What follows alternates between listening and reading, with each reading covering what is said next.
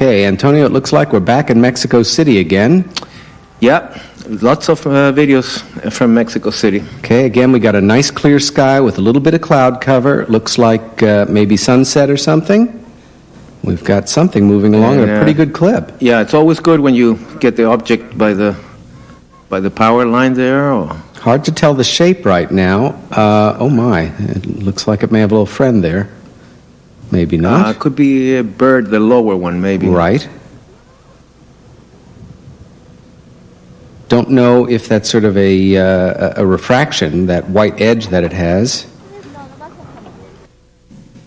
Yeah, it's always hard to tell those details. You know, what is the camera distortion and what is not. Yeah, although now it almost looks like if it was separating, but it could be just a camera effect. Indeed, and I think for a lot of our viewers at this point, they're really getting their own familiarity with a number of these shapes that we're seeing. This seems to have some appendages on it, and they are staying decidedly pointed down. We don't know whether that's a camera zoom out or it does seem to be a camera zoom out. Yeah, here we come back again.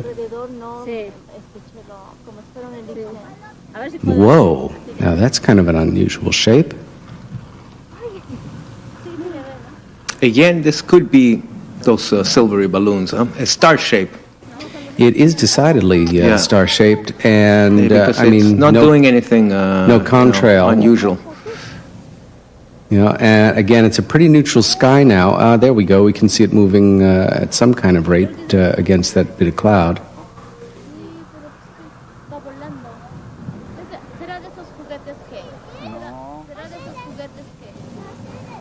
Huh. That would be my guess on this one, that this is a IFO. And well, that's what we, for people that don't know, that's what in ufology we call for identify flying objects. I was going to say, I don't know. I mean, of course, we don't know for sure, but which without is pretty much the hallmark. Without doing more research and specifically on that case, but I would guess in the next. My guess, because of the movement of the object, the movement looks very balloon-like. Well, I'm equivocal on this one. I don't know what. Again, it does seem to be moving along at a pretty good clip. Now we've got a little bit of wire in the foreground.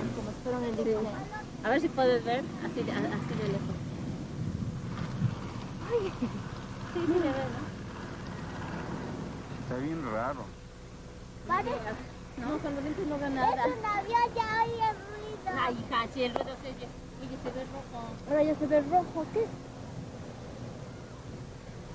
¡Ey! ¿Pero qué se ve? ¿Ya viste que se ve rojo? Sí, pero está volando. ¿Será de esos juguetes que? No. ¿Será de esos juguetes que? It's just like, well, again, this is the other problem in many videos, is the possibility of, how much the object is moving and how much the cameraman is. And unless we were there with a few noteworthy exceptions, we don't know. We don't know that. What to ascribe that movement to. Obviously, there's a certain handheld wiggle that you can identify, but back in Florida here. Yeah. Oh, yeah. Night shot.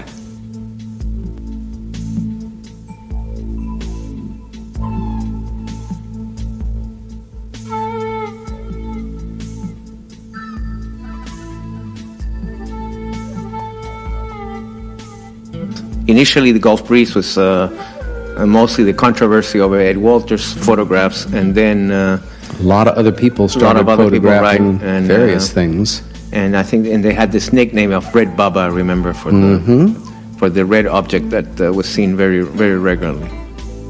That is pretty interesting. It's one of the ones where I wish we had... going one way and then going back the other way. Yeah.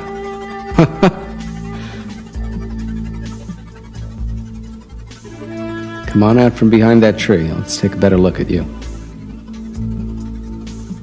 Yeah, there are hundreds of photographs, too, from Gulf Breeze. It's true. Certainly saw a lot when we were down there. I had no idea. I just seen what had been published up till then. And the other thing that lends credibility is so many different people have photographed them over such a fairly good span of time now. Right, and in groups of people very often, because they do the sky watches over there. So a lot of sightings are multiple. Correct. And it's everybody from retired folks down to kids out on the beach together, which is a pretty good random sampling. Yeah, I never managed to see an object, not in Gulf Breeze, but I know people who did. Yeah, met a lot of them myself. And I don't know. That's out of just focus a out little of bit. focus, yeah. Okay. And now back to Carlos Diaz, who we had mentioned briefly in the other videos. Yeah. And this is the big one.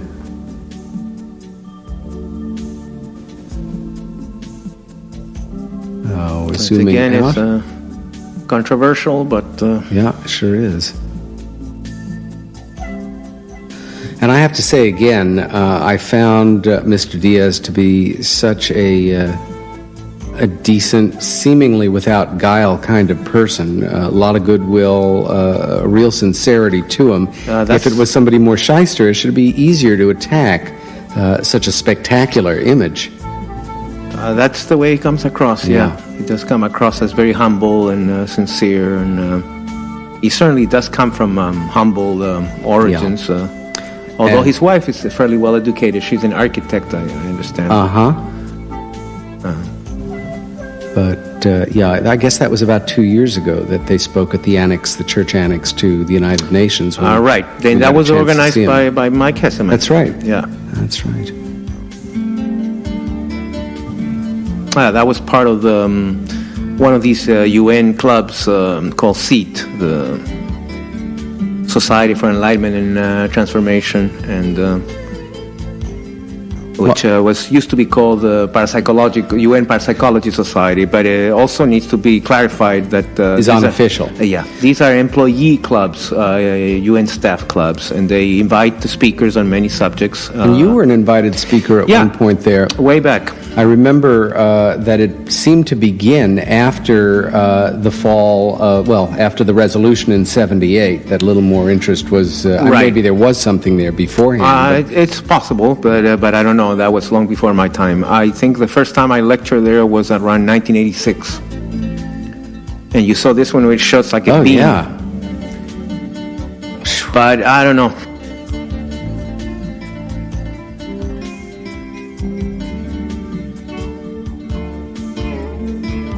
Although I have a friend, Alex Cianetti, maybe you even know him, and he saw a UFO with Diaz in Tepoztlan. Son of a gun. With Shirley MacLaine, of all persons. And that's what I was saying earlier. There is undoubtedly, regardless of whatever controversy may be over the Diaz case, there have been many legitimate sightings in that yes. state of Mexico. Yes, indeed.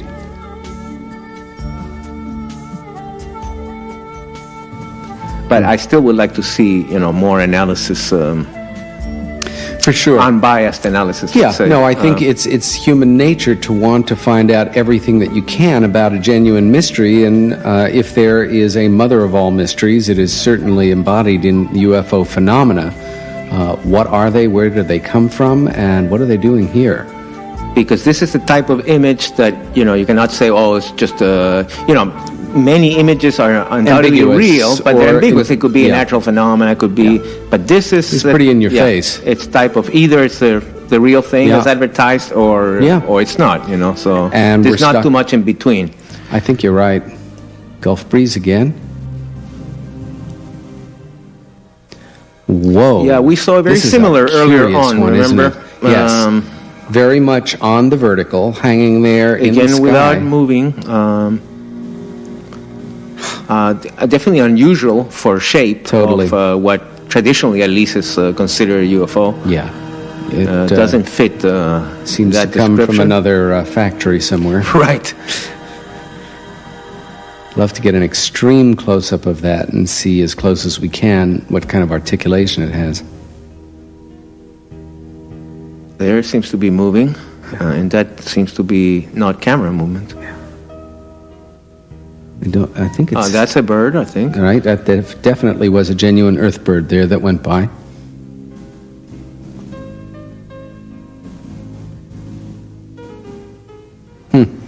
That's strange. Gulf breeze. A curious place.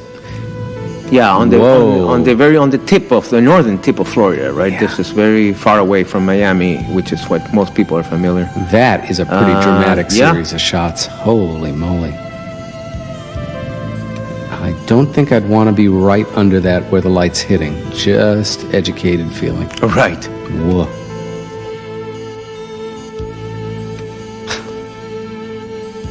Wow. That's another one that is not ambiguous in any way. It is something really going on.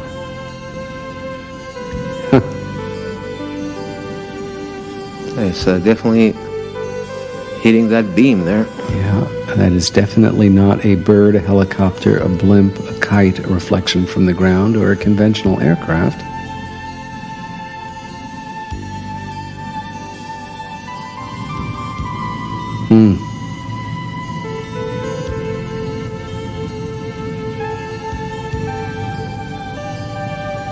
Pretty active. And we have a light occasionally up in the upper right there. Yeah. It's not in frame at the moment. Wow. Hello. Well, pretty sensational bit of hardware. Leading up.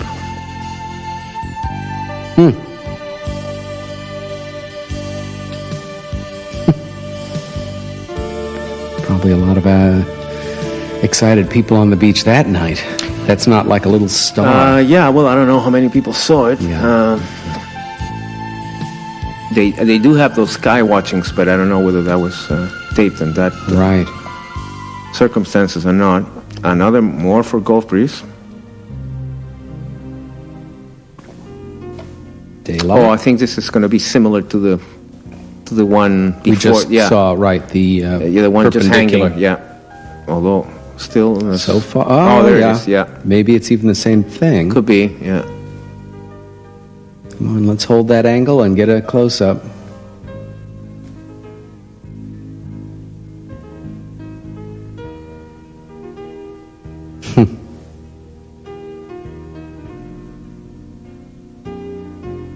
Yeah, I don't know what to. I wonder, if you're interested in this subject and you live in an area like Gulf Breeze, as inundated as it is with unknowns, whether or not you get a little bit jaded to it, or it keeps you sort of excited about the subject, or essentially becomes kind of matter of fact. Well, the one thing about this flap areas is they don't last forever either. Although they sometimes what you find is that the same area will again have a flap like 20 years later, but there's a lull, and that lull can last 10 years or something, a long time. It's usually more than 4 years. Well, like Westchester. It's quiet now. Even Gulf Breeze now is not what it was 10 years ago. I suppose there's still some sightings, but... and I haven't been keeping up with things in Pine Bush, New York, but I was there actually earlier this year. I didn't see anything. I think it's relatively quiet too.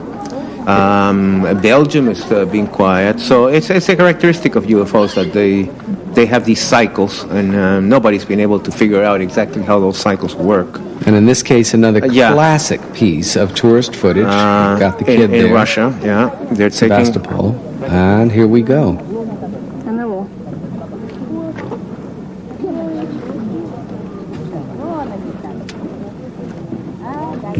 I think this is the camera effect again. I mean, again, there's a real object. I want to be clear on that. I'm not saying, but that thing is a camera effect. The second part, the close-up. When the because I remember when those first came out, people were very excited, thinking that was the same thing happened earlier with, remember what they used to call the Batmobile, that round thing with... Yes. Because people are not familiar with these camera effects. Right. And, until some experts look at them and then are able to make that distinction. Right, and then once they get kind of cleaned up or clarified, then I guess eventually people are more careful, and like you don't see much of the No, that's definitely Yeah, this a is the helicopters. non-helicopter. The helicopters don't seem to even care much or look at it or something. They just. Also, we don't know the figure ground here, how close it is to him. Maybe it's huge and miles away. Right. So my take is probably more like small. Mm-hmm. Now we have a nighttime here from Mexico. In Puebla. Where in Mexico is that? Do you know offhand? Puebla is a very large, fairly large city. It's in central Mexico. Uh-huh. Not in the central area. They had a lot of. They had some towns there in, near Puebla to Atlisco, where there were lots of sightings.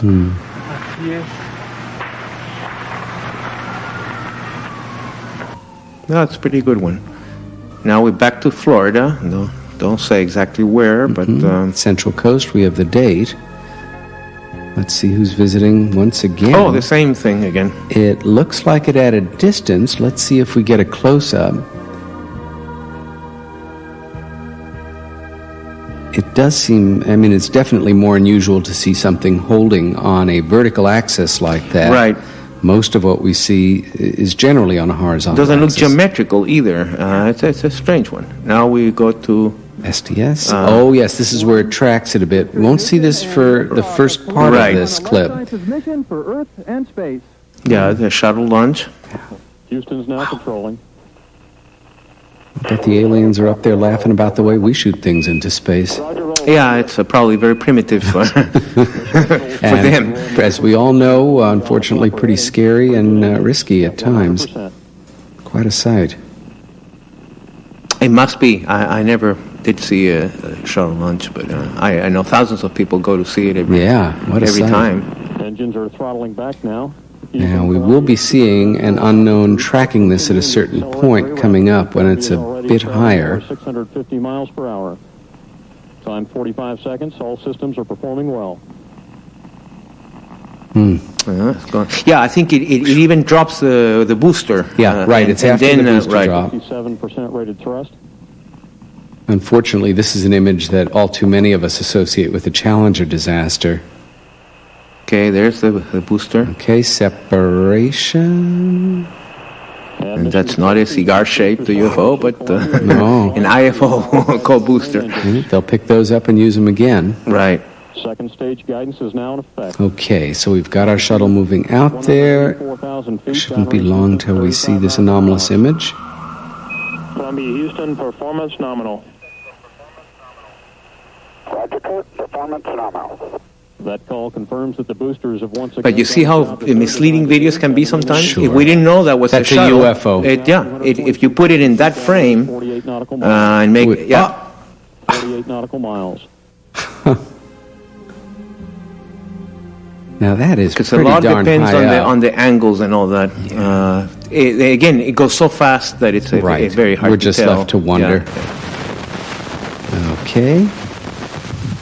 Norfolk, just north of Suffolk. Oh, again, I think the same effect here, the same camera seems effect. like it. Let's see if we get any shift and see an object, any different look. And I even have a paper here that explains that I actually brought it here with my papers today, done by a late Japanese ufologist Takanashi, who explains that effect. Okay. Let's see if we can distinguish any unusual movement here. Don't know if that's distortion or some kind of shape change. That was very short. Guadalajara? Ah, now there's something we haven't seen from Right. figure ground. Wow.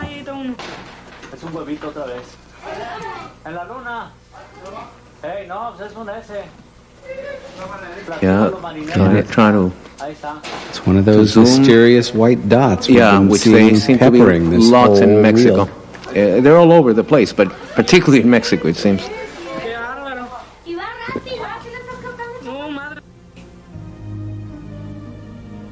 And the Lopez family again. And Christmas.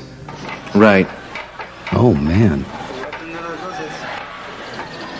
Close in on that Lopez family. Thank you. Yo no me estoy viendo el objeto.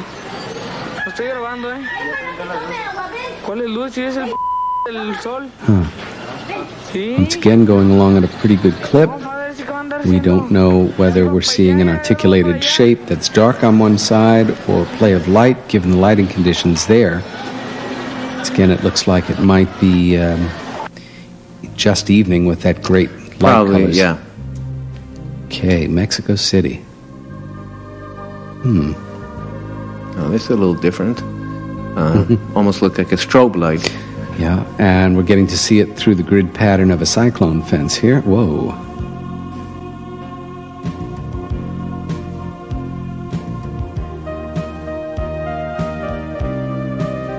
Yeah, that's an unusual reference point. Yeah. It's valid. And that was for that year. And moving on to 94, I think, right? Guess. We'll find out in a second here as the planet comes around again.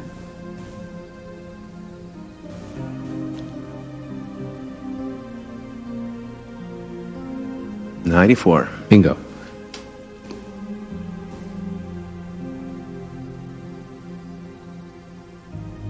Still Mexico.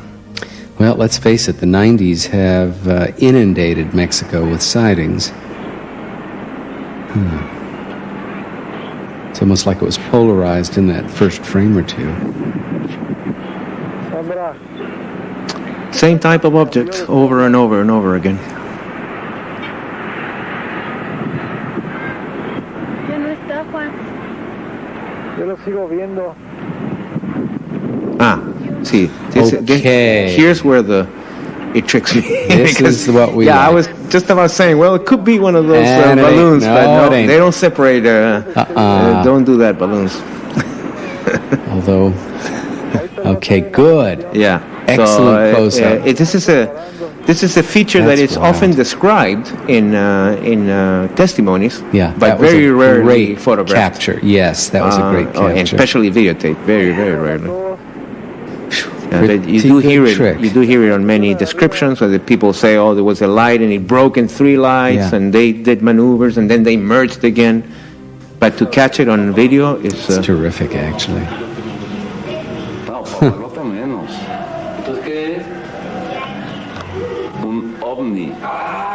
Also this moving is similar to the previous ones too. Remember when you try to go into the cloud Yes. and then back or go? Couldn't make up its mind. This seems to be just going more straightforward. Okay, back in Italy. Now we're in Rome.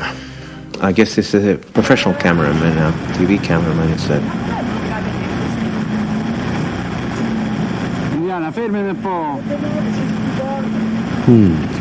No reference points, which probably means it's very high in the sky. Yeah, So. and it is night, and we see some articulation on the surface, but it's hard to read it very clearly. There's It looks something like going on in line the object work. itself. Yeah. Qualcosa di luminoso. Fred, è una cosa strana, eh? È una cosa stranissima. Sgancia delle cose It's luminose. a pretty good image. Lo vedi come scende? Pretty classic Così là. UFO. Ma ti dico di più, che lo sai quando uno lo guarda, poi dopo si illumina tutto intorno. No, che scende delle Now, piccole. here's a cameraman who knows how to keep pretty steady, that's for sure. Yeah, professional cameramans, they do, because when they take interviews and things like that, when they're on the field, they cannot Yeah. bring the tripods and all that. You learn how to hold the line. And also, many times they have big cameras, so they can, put it Shoulder over the mounted. shoulder, right? It's true. Now, what this, if anything, is going to do remains to be seen. He's keeping it centered, that's for sure, and no tricks here as far as zooming in and out, although I think we'd all like a closer look. Yeah, it's pretty steady.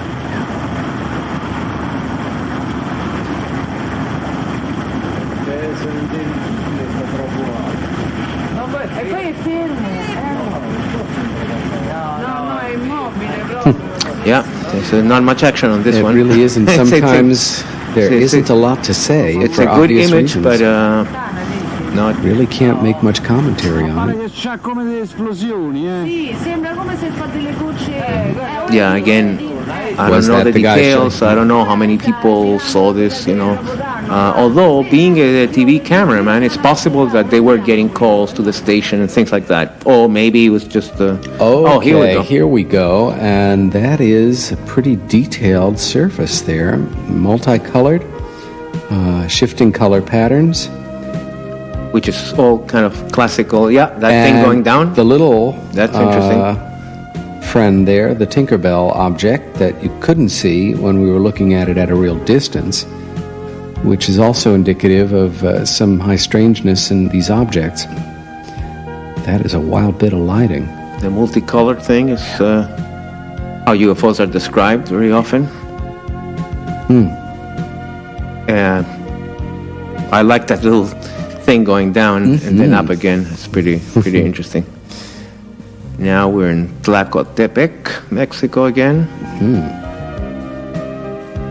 And this is another one that obviously has spent its time on television.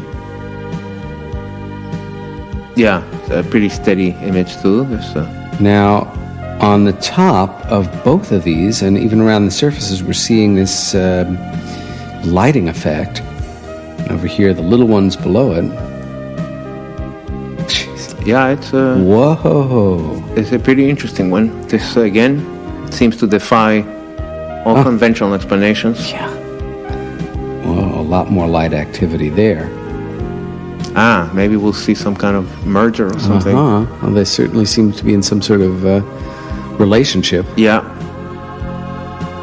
But that is something we haven't seen very much of. That wild erratic Look at lighting. that.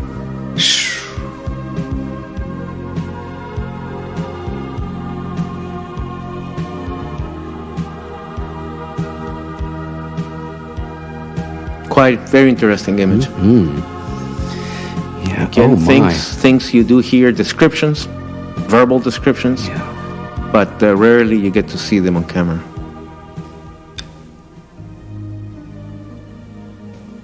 Juarez. Okay. Yeah, that's an unusual one.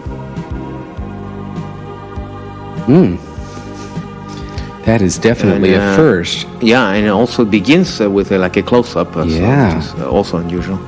Unless we're only seeing a frame already, Also true.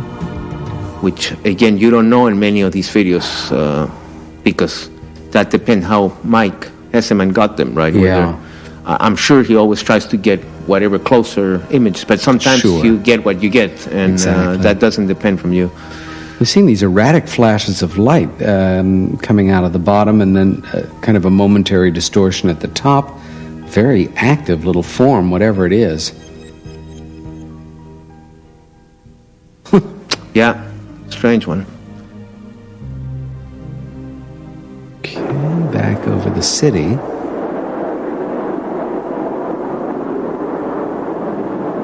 This is near the airport. Right. And there were many cases reported by pilots in Mexico too. I even wrote an article once of a near collision case.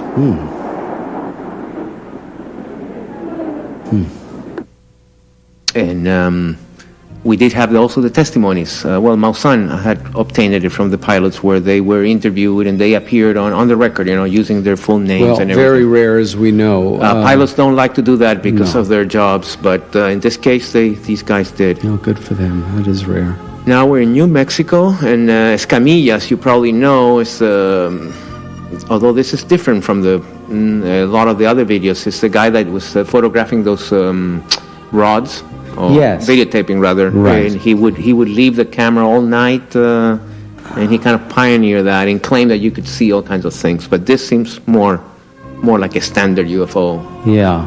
footage, if there is such a thing. As we're learning, they do vary as much as automobile models, even more so in ways.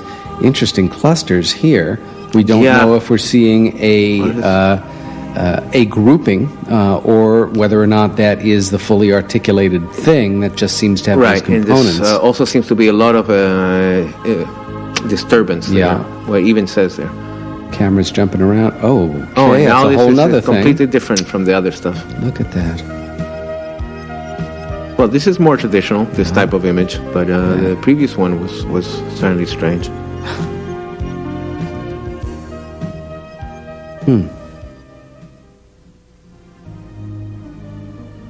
England now? August 94, night shot. And let's see if Mr. Spence takes us closer to that object, if indeed that is what we're looking at there. And Yeah, almost blends with the, I guess those are houses and I'm street guessing lights so. or whatever. Yeah. We are seeing a vague horizon line about mid-screen now, about 2/3 up. But was it that light in... There it is. Right-hand side. Now he's completely shifting Yeah. around. There it is. I think what's happening here is he's trying to, find the image on the viewfinder, right? Now he got it, obviously.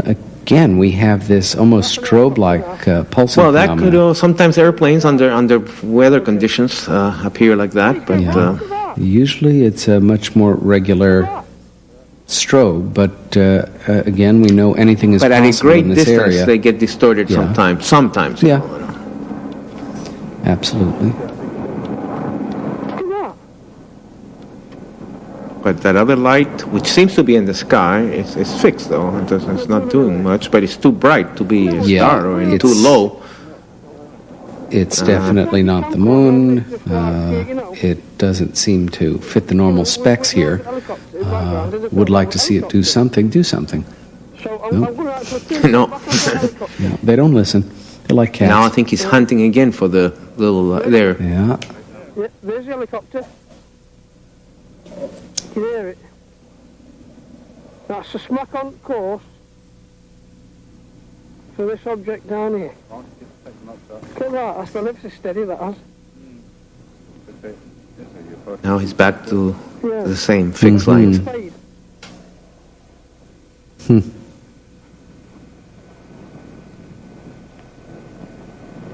Unless it was a light over like an antenna, but then those always do flash, so that Very, doesn't- yeah. very regularly. They have to. Yeah, they have to. As So beacons planes- for right, so planes won't anything crash and flying stuff, low. yeah. So Can discount that. Yeah. Just get it sky out. There's one. There's the very look. Seems to be all over the place, or we're dealing with several distinct phenomena. yeah, this is the type of details that we wouldn't know unless we interview the cameraman, Exactly. or someone interviewed him and there was a report or something. Yeah. And like any field of research, if, even as somebody that's just getting interested in this, cover as many bases as you can. If you are investigating an incident in your own community, it's great to have footage, but it's like provenance in the history of an object to be able to back it up with some kind of substantial testimony, ideally by an eyewitness. Right. An important part of any basic investigation technique, as any police officer can tell you, or anybody trained to look into. Mysteries. Back in Germany? Whoa. Yeah, again, That's a pretty... erratic object. I mean, What the heck?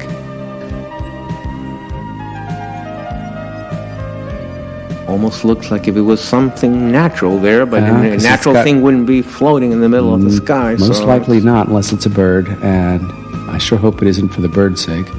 it doesn't look like a bird. No, very erratic shape, though, and one that we have seen things a little bit like it, but Yeah. Well, the ones that I was saying that it looked like a silvery star, Yeah. but that didn't even look like that. Quito. Quito, Ecuador. That's a city I know well. I've been many times. I never saw a UFO in Quito, but Somebody did. someone did. Now that... I will see. Actually, there's a few more also. That didn't. That Oh, was yes. not much. Oh, this is certainly controversial now. Okay, here we are. World Trade Centers Yeah, in our and town. it must be that these people are taking the cruise. There it is. Oh my God. But is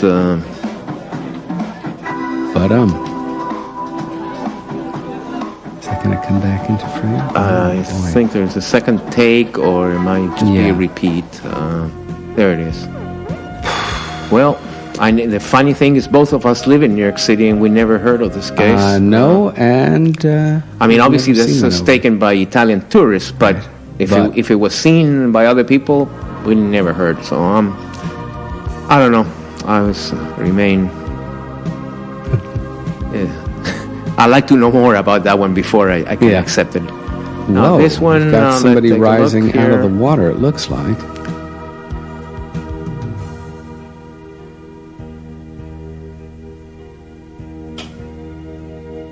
Just like a little black blob there. Not enough to read or... these are all from the vigilantes, which is Spanish word for watchers. And in the audio, you can see the people very excitedly commenting and...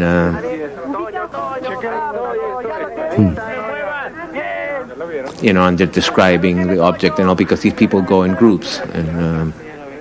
Well, that certainly adds a certain amount of credibility, although I'm sure other people would criticize them and say, oh, you're all believers, you know. Right. But hey. That's okay. It's their time, their camera. And there is strength in numbers.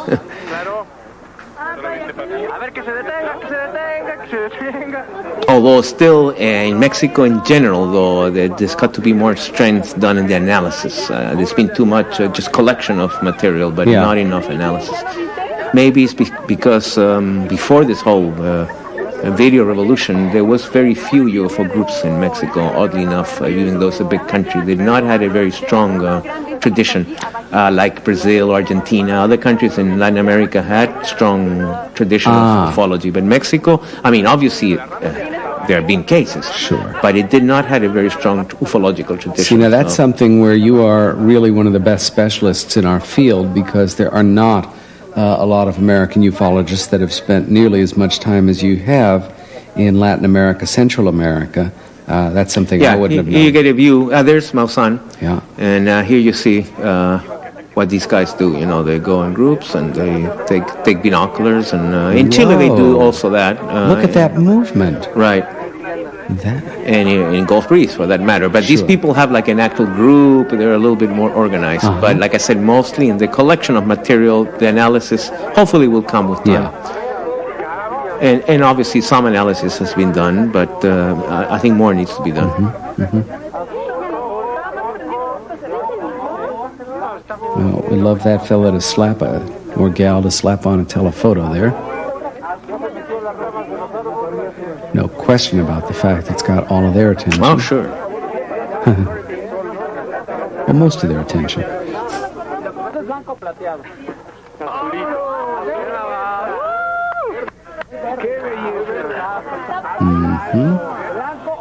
Yeah, and the comments are quite lively, and the audio, you know, for those of our viewers that can understand Spanish. Wait a minute. That was just zooming, I think. The guy's trying to zoom the camera. Right. Goes out of focus and then... Depends on the camera, too. I think some of, you know, or the distance of the object. Right, self-correcting. And sometimes, in fact, by trying to zoom too much, you lose resolution instead of... Now, here's this new sort of fashion in the Mexican videos, which we already saw a little bit on the previous... tape from the previous batch, but we'll see more and more now. Not, you know, the same type. It looks like the same type of white objects, little ones, balls, whatever. But now they're in groups. It's funny. This reminds me of some of the very earliest footage we saw. The Tremonton, Utah, and the Mariana film. Just so. Very similar. Same types of groupings, and it makes you wonder. That is 40 years before.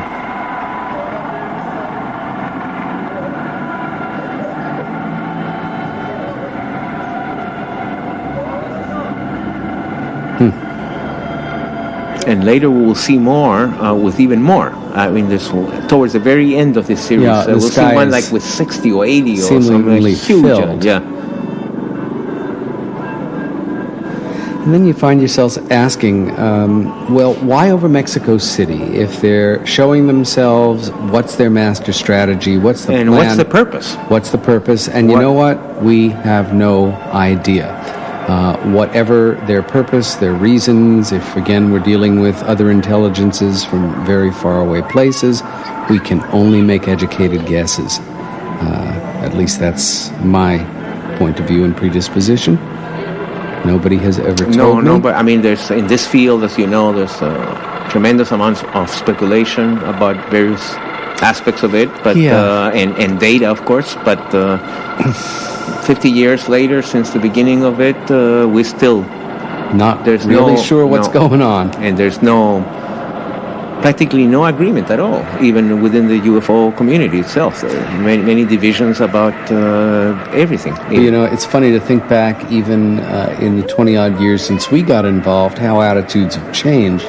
We came in at a time when serious cutting-edge research only revolved around objects seen in the sky.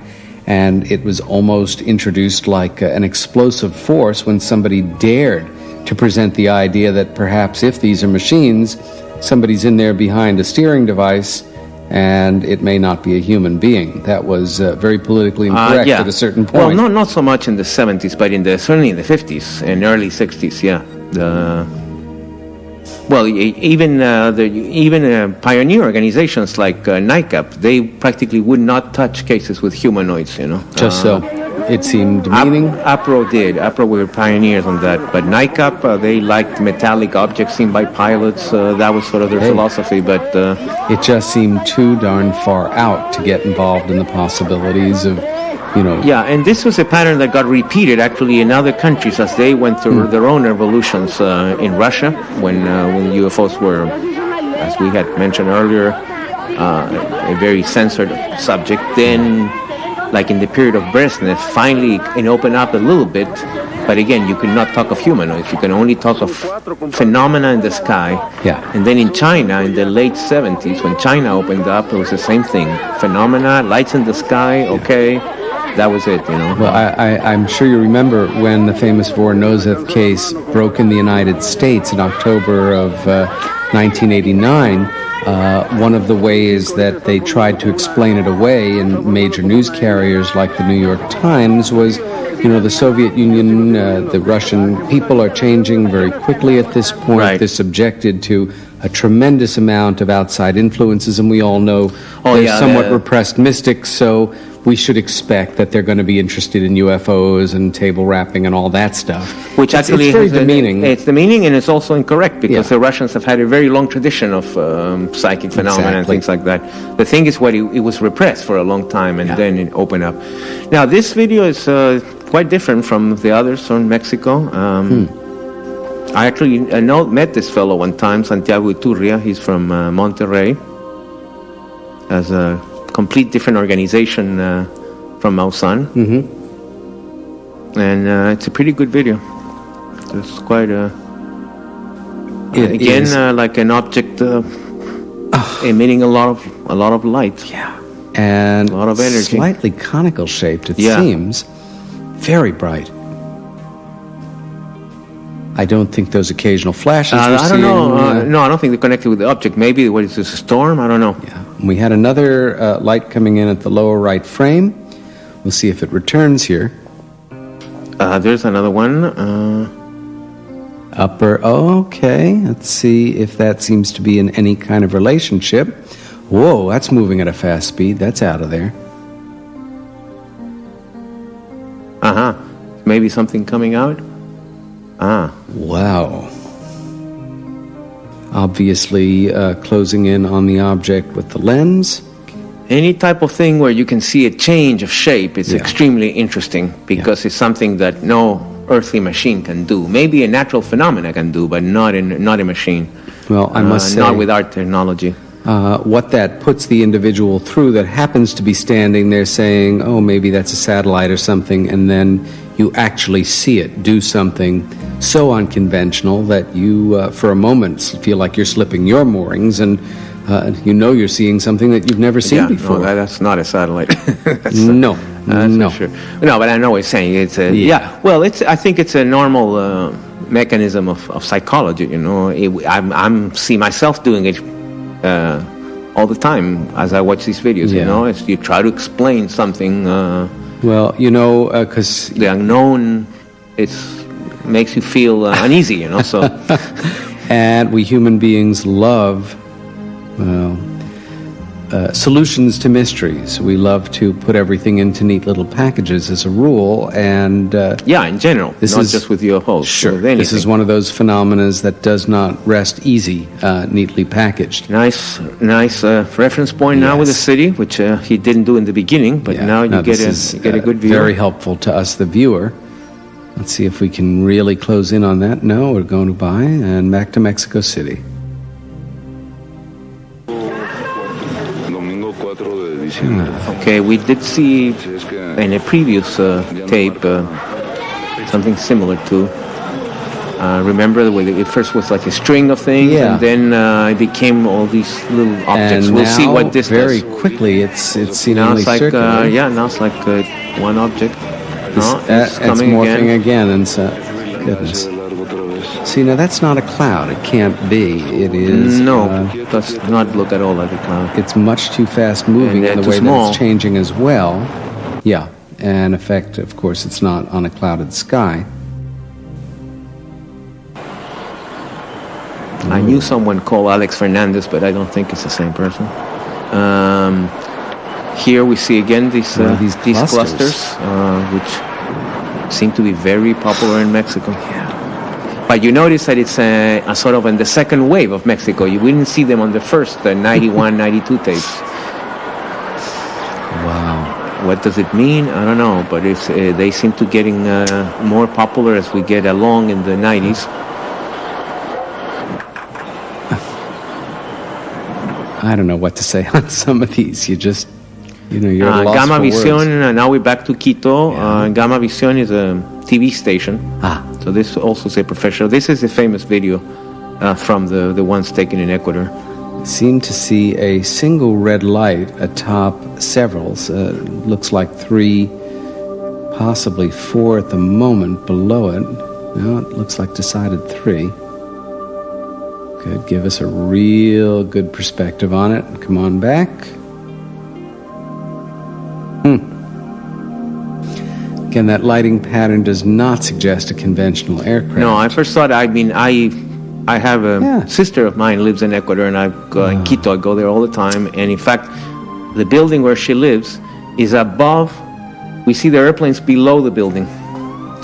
So I've seen lots of airplanes landing because it's Quito is in an area totally surrounded by mountains. So the airplanes have to go through, and that's why the buildings are higher than the airport. By the time they get into the air, they unfortunately for them, and they had a big airplane accident a few years ago. The airport now is practically in the middle of the city. You know, like happened in many cities, right? It was when it was built, it wasn't. Nothing but of a now city, it's very grown. small.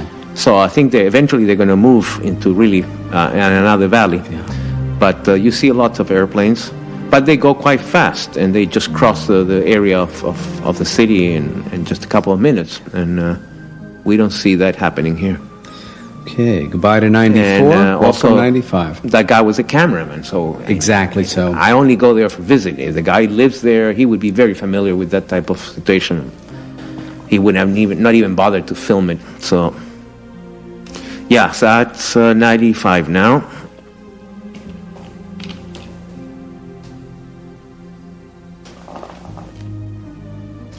Okay, back to Mexico City, where we've been spending increasing amounts of time. Double lighted image here. Light seems to be shifting a bit. Lo voy a ver con los binoculares.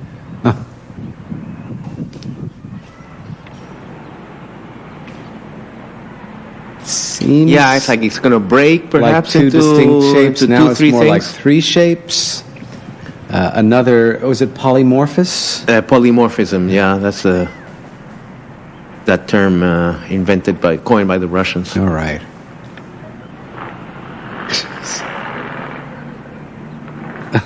That's it. We don't know what happened. Now, Germany.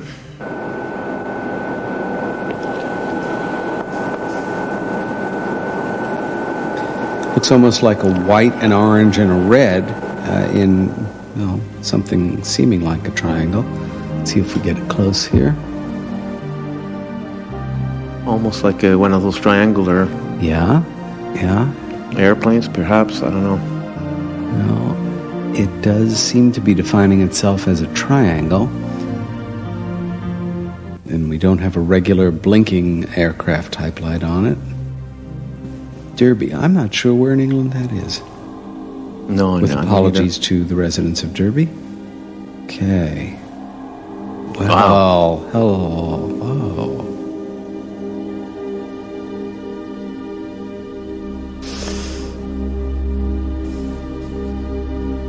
That was kind of lit, right?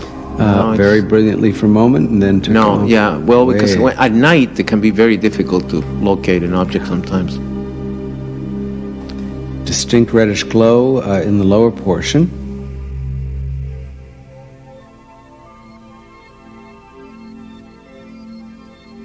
And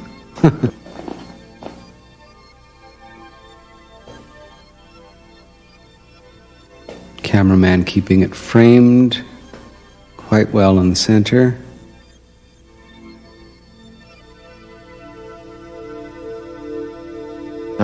There it goes again. Look at that. yeah, and it doesn't look like it's a camera effect. It looks like it's an object doing it. It also looks like nothing conventional at all.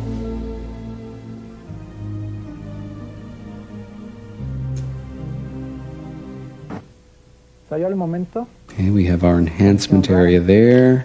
Yeah, I guess this is taken at night, and it's they have to enhance it to just so you can see. Light blasted. Después agarro y las grabo. Looks like the negative. Porque yo siempre procuro primero grabar y ya después ver con binoculares. Is it 3 objects or Yeah, one? this must be some enhancement, right? Computer enhancement, solarization, or one of those things. Yeah. Eran palomas, a la simple vista del momento. Gosh, I wouldn't want to have to make a judgment on that one. Riobamba. This is this had me going when I saw it the other day, you know. Mm-hmm. Because in Ecuador, they do, there's like a popular tradition with balloons. These are not silvery balloons, these are like paper balloons with fire and stuff, you know, the Indians Right, do it like or whatever. little miniature hot air right. balloons. Which are not for weather or anything like that. They do celebratory. Celebratory. They have a tradition for that. So it had me going whether this could be that or not. It looks quite elaborate. Yeah. And that's an important cultural detail in looking at a case like right, this. which most people would not be familiar. No. And again, we genuinely do not know what we're looking at. That's the camera effect, sometimes known as the Batmobile. Right. The total globing when you go into it's soft like a focus. circle with an oval thing, you know, cut a concave thing on top and bottom. I'm sure the creators of Batman are very pleased they had a term named after. I don't know who gave it that name, but that's the name. I think it was a hard copy program or something. But once it stuck, it's because initially people thought that was a shape. Remember, I think it was Yes. a video from Belgium that was quite famous at the time, and that's when even the people from Sobebs discovered that effect. That I don't know what it was. I just Very offered that unusual balloon thing, you know, as a possibility, not as any kind of certain solution. This was something that went very, very fast. Yeah. And it seems elliptical. Okay, this is one of my favorites. Yeah, this goes for a long time. And this is an official Air Force film of what I am convinced is a genuine American, highly classified, highly maneuvering, radical machine of some sort. You will see this thing, there you go, doing things that nothing else that we allegedly have in the air can do. You almost get the sense that the pilot is just trying stuff out. From what we understand, this was footage that was officially shot.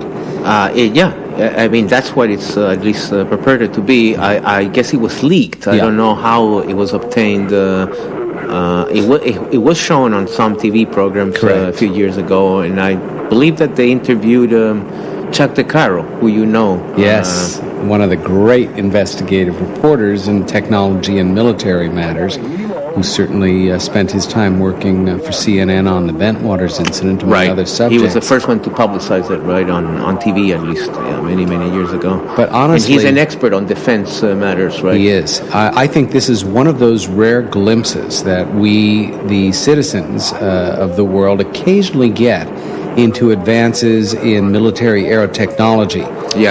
That is a little window in on how little we really know about how advanced some of our government's projects are. It depends on how big it is, but it might be what they call the UAVs, you know, the unmanned aerial vehicles. Also possible. Which they use a lot for the wars now. Increasingly.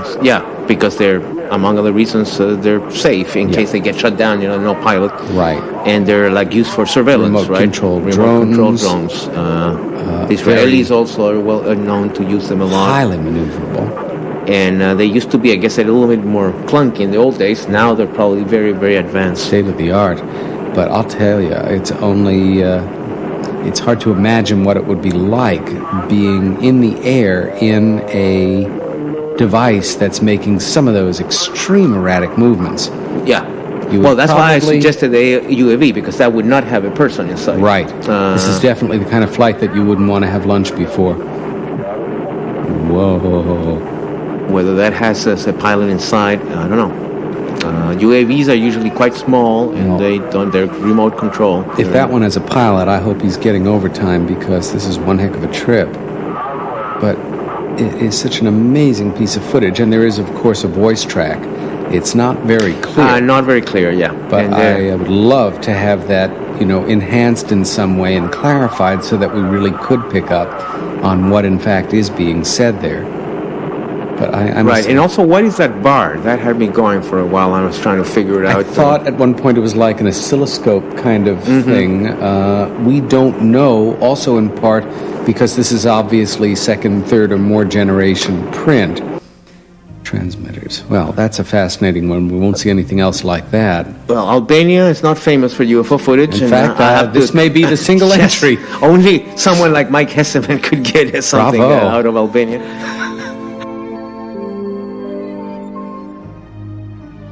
Very cheerfully. Okay, back to good old Mexico. Netzahualcoyotl. Again, a cluster. Jeez. Senor Tomás Islas, we've seen him before filming stuff. The ones in Mexico. Well, these must be the watchers, you know. That's why we see so many videos by the same guy over and over.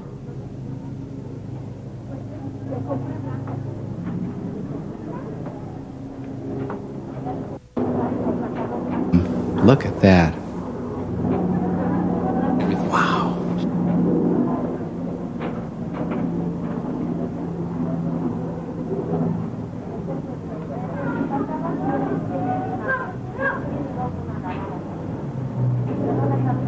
I went twice to Pine Bush, except that I don't seem to have any luck on these sorties. They apparently don't like you very much, Antonio. Everybody else sees things except me.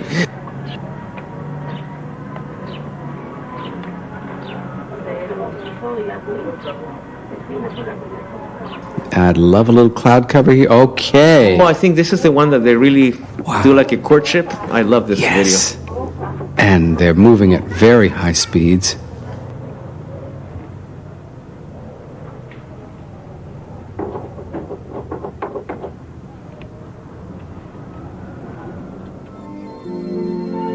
You know, we're personifying these and almost giving it lighthearted emotional content, but there does seem to be a very playful quality.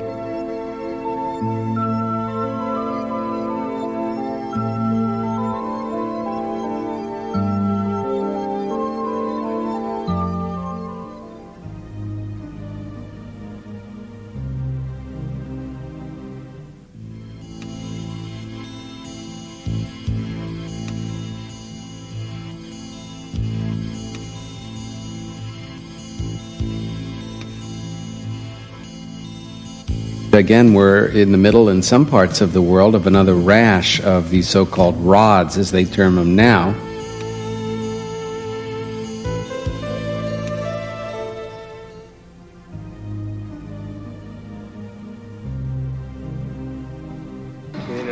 Again, I think it's the same camera effect. You see the how similar it is, although the color is different in this one. But it may be. Maybe. I would love to see if they can give us any other kind of angle or technique that clarifies or shifts that, because here we are seeing something.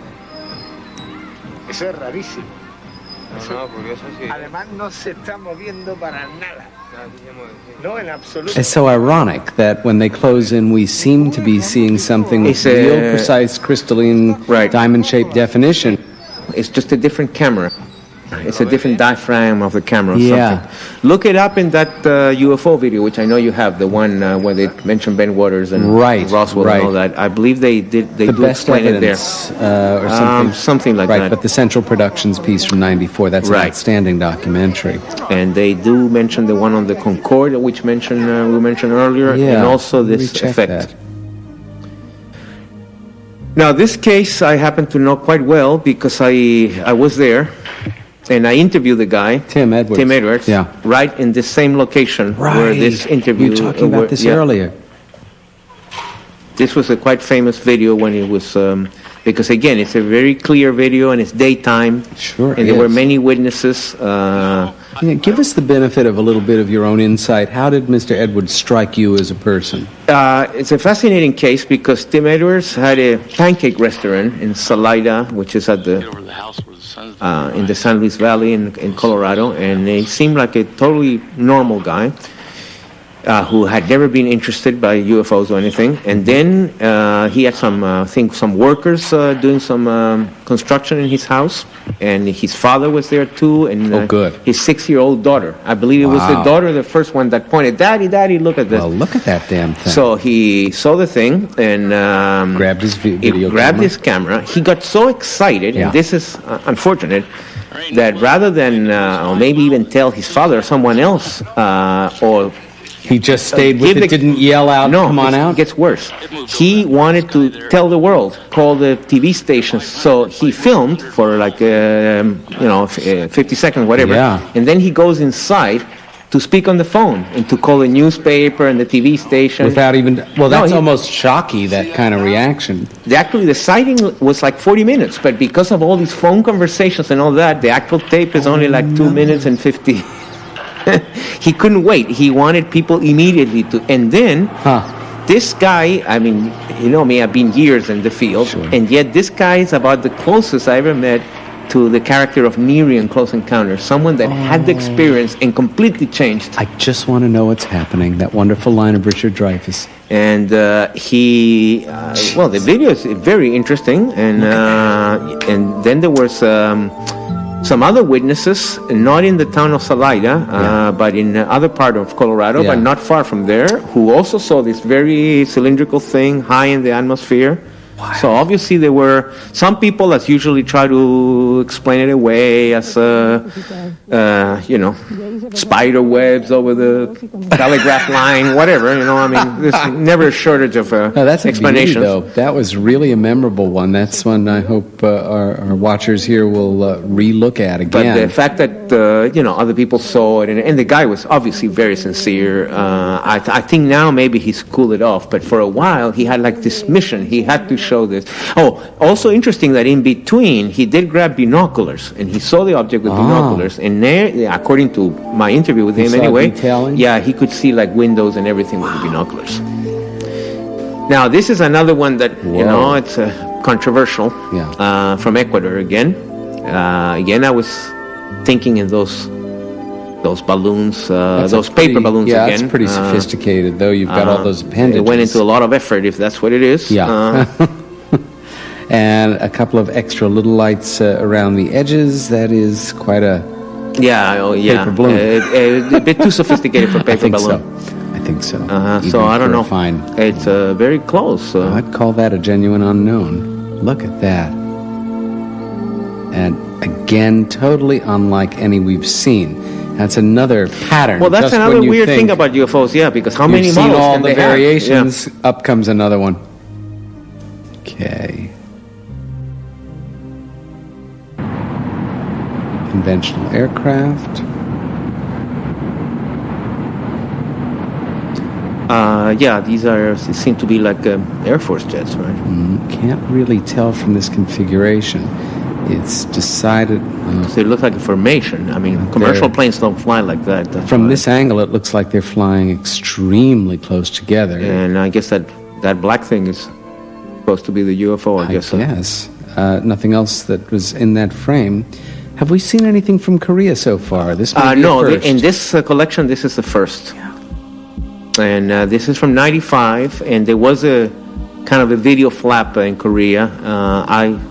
Stanton Friedman and myself went there in early '97, January of '97. It was quite a welcome you got too, wasn't it? Yes, it was quite an experience. They had this very elaborate UFO exhibit, the largest that I've ever seen.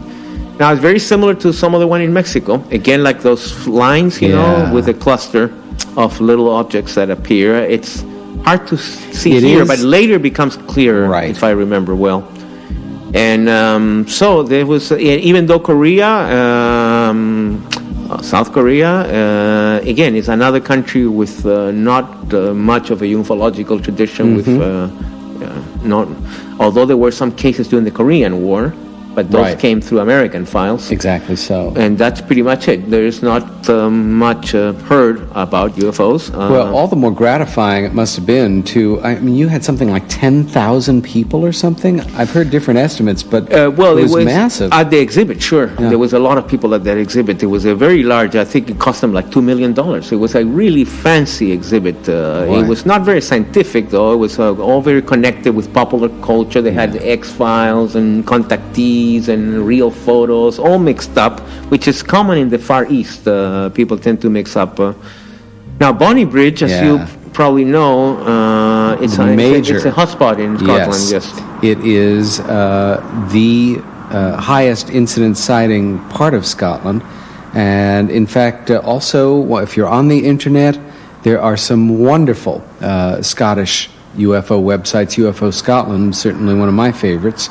Links are on ufocity.com, but it is truly an international grassroots movement. Whatever country you are in, or whatever part of the United States you're in, if you're American, there is probably an active organization near you, grassroots on its own, or a larger regional group, or a branch of MUFON, or one of the larger organizations as well. Wasn't there in the Bonnie Bridge a councilman that brought a lot of attention, and he wanted to pass a resolution or get the government to investigate or something, right? Well, it's something when you have a town where almost everyone at a certain point has seen what seems to be genuine, unidentified flying objects. That can create quite an interesting voting bloc. And we'll later see another one from Bonnie Bridge on the next tape. Now, this is another case I know well. I was in this fellow's house in Tokyo. I think you met him too, right? When he came to visit New York City. Yes. Sure, I remember watching this for the first time. I brought them, remember, this is from breathtaking. Japan. That's right. He's an amateur astronomer and cameraman. He has a Celestron 800, I believe, is his model. Amateur. It's very good. Another where he connects the video camera to the telescope. Right. Now I don't know that lately though. It was mostly in the 80s that these images were taken, and he was not the only one. There were a couple of other Japanese amateur astronomers, and he got several. We got about maybe half a dozen altogether, or over a period of years. And like I said, I visited him. I saw his equipment. Unfortunately, when I was there, we didn't see anything. We did see the moon, but that was it. But he's a very nice fellow, very sincere. Oh, yeah. And what we are seeing here is nothing less than movement right across the surface of the moon. This is pretty wild as well. Yeah, this is from a volcano. Gee whiz. It's almost like this unidentified is going in for a better look, and then we see it scooting out. Yeah, well, this whole area of Mexico, by the way, is very, very active in volcanoes, which has led some people to try to postulate some link between this massive amount of UFOs and the volcanoes in Mexico. Well, maybe there is a link. May just be coincidence. But I wouldn't get any closer if I were you, even if you are a UFO. And I suppose this has been taken from a news helicopter, probably. There's a bird. Definitely There you can, two Earth birds very there. good comparison. Yeah, okay. And those were definitely birds. Yeah, thank goodness. Okay, and out of frame it goes. Yeah, this is even getting closer to That's getting really close. to the crater.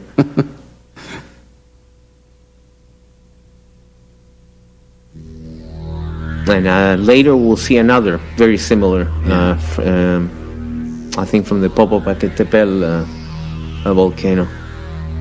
And heading off, once again, our elusive white dot.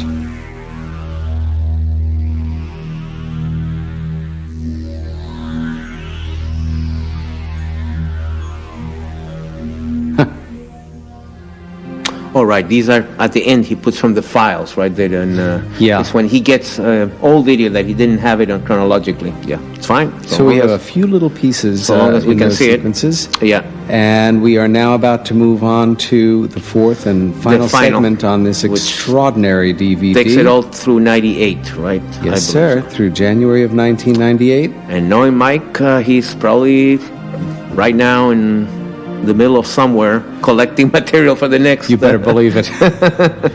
We'll be right back with you for Real 4.